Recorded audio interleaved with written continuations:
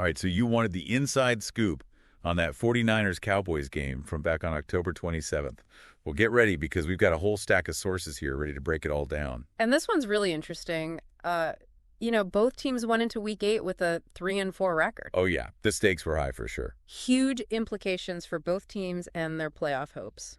Plus, you can't talk 49ers-Cowboys without thinking about all that history, right?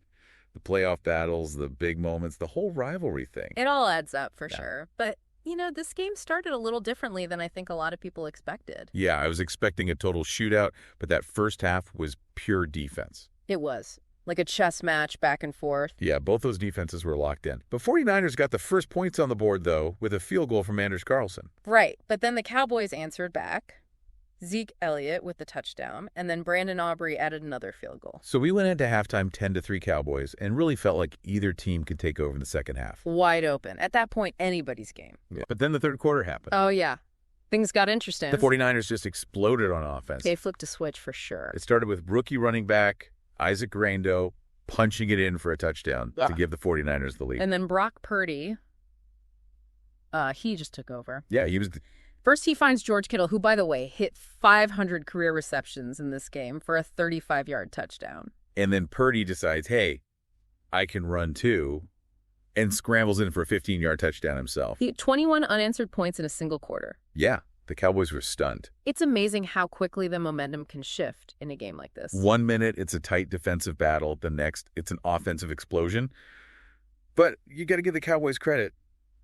They didn't give up. Oh, no. They kept fighting even down big. Dak Prescott connected with CeeDee Lamb for not one, but 2 touchdowns in the fourth quarter. They started chipping away at that lead. I was on the edge of my seat. I thought for sure they might pull off the comeback. It was close, but the 49ers defense came up huge when they needed to. Yeah, Jair Brown and Diamador Lenoir both came up with key interceptions to shut down those Cowboy drives. Momentum killers for sure. And then Anders Carlson comes in and nails another field goal to seal the deal, 30-24 49ers. So it was a big win for the 49ers.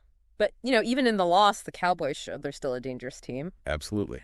But before we get into what this all means for both teams, I think we should take a minute to highlight some of the standout players. I think that's a great idea because those individual performances really tell the story of this game. Let's start with Brock Purdy, 18 for 260, and a touchdown through the air, plus 56 rushing yards, and another touchdown on the ground. Purdy was the engine behind that third quarter explosion for sure. He showed he can make plays with both his arm and his legs. And then there's George Kittle. Not only did he hit that 500 reception milestone, he was a monster all game, 128 receiving yards and a touchdown. You can't say enough about his impact on that 49ers passing game. And then you got Isaac Grando. He gave the 49ers a real spark, 85 rushing yards and a touchdown. Not bad for a rookie. He brought a different energy to their offense, for sure. Now, on the Cowboys side, Dak Prescott put up a good fight. 243 passing yards and 2 touchdowns. He did. But those 2 interceptions earlier in the game really hurt. Yeah, turnovers are killers. But CeeDee Lamb was a bright spot for the Cowboys. 13 catches for 146 yards and 2 touchdowns. He was Prescott's go-to guy all game long. Absolutely. Lamb was a force out there, even in a losing effort. So we saw some big-time performances on both sides.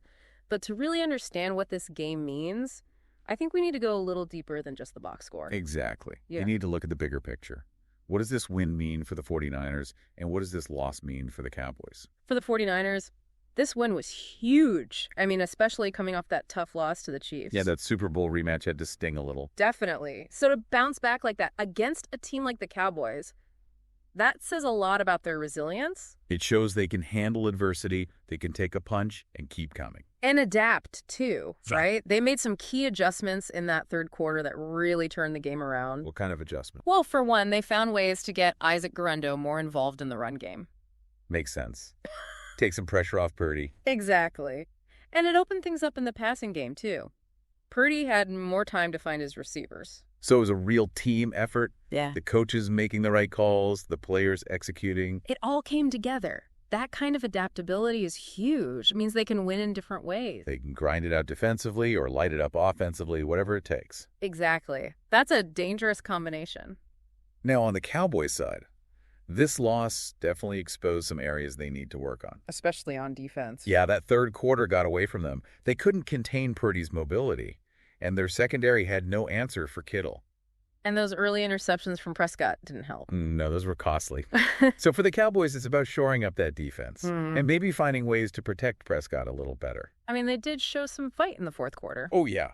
They could definitely score points. No question about that. Prescott and Lamb are a dangerous duo, for sure. Sure. But they need to find a way to put it all together for 4 quarters. That consistency is going to be key for them. Absolutely. If they can figure that out, they'll be a tough out for anyone. Okay, so we've got the 49ers looking resilient and adaptable, and the Cowboys showing flashes of brilliance, but struggling with consistency.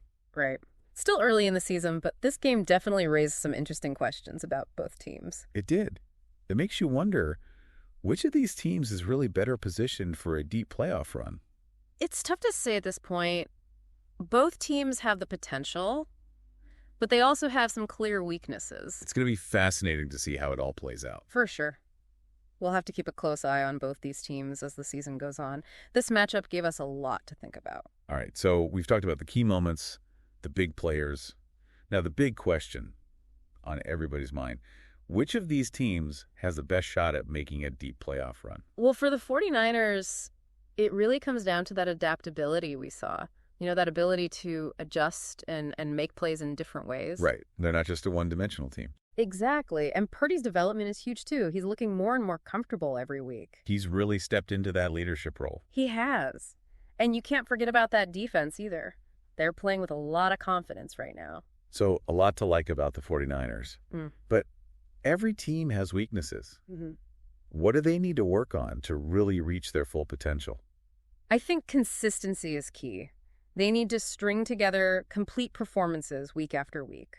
They can't just rely on those big plays and those explosive moments. Right. They need to be able to win those tough, grinded-out games, too. Exactly. Especially against the top teams in the NFC. Okay, now let's talk about the Cowboys. What are their biggest strengths as they look ahead to the rest of the season? Well, their offensive firepower is obvious. Prescott, when he's on, is one of the best quarterbacks in the league. And he's got some serious weapons around him. Oh, yeah. Lamb Elliott, they can put up points in a hurry. But that defense is a bit of a concern, right? It is. They need to find a way to generate more pressure on opposing quarterbacks. And limit those big plays in the secondary. Exactly. If they can tighten things up defensively, they'll be a much tougher team to beat. So it sounds like the Cowboys need their defense to catch up to their offense. That's the key for them. If they can do that, they'll be a real contender. So we've got two teams with a lot of potential, but also some question marks. It's going to be interesting to see how it all shakes out. It is. This matchup gave us a lot to think about. Yeah. And it'll be fun to watch these two teams down the stretch. Absolutely. Both the 49ers and the Cowboys have what it takes to make a run. But they'll need to clean some things up to get there. That's what makes the NFL so great. Every week is a new challenge. And we can't wait to see what happens next. Thanks for having me. It's always a blast to break down these games with you. Absolutely. And to our listeners, thanks for joining us on this deep dive. We'll catch you next time. Today is your lucky day. Today is the day that our $3 website works for you, paying you directly to your PayPal daily. Imagine $3 ongoing continuous payments to your PayPal account. Imagine falling asleep and waking up to $300 in your PayPal account. How would this make you feel? How could this help you? What bills could you pay? What kind of fun could you have? What does that retirement look like now? All for a one-time payment of $3. This website is DFY done for you, fully built and completely hosted, and never stops collecting payments for you. You have spent $3 on coffee on a regular, but that coffee won't help you create multiple streams of income. Click the link below.